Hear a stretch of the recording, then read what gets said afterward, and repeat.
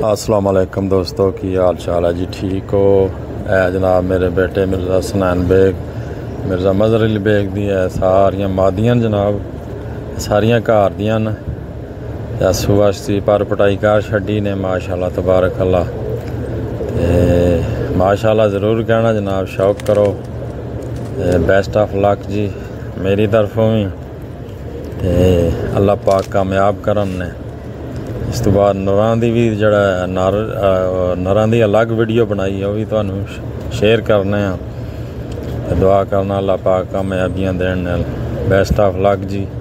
ये सारियां अपने घर दियां न जी पट्ठियां, माशाल्लाह तबारक अल्लाह। शौक करो तो माशाल्लाह ज़रूर कहना जनाब। देखो माशाल्लाह कैसी खूबसूरत रंग लगे ने, उड़ाए चेक हुई माशाल्लाह। अल्हम्दुलिल्लाह। ओके जी, अल्लाह हाफिज़।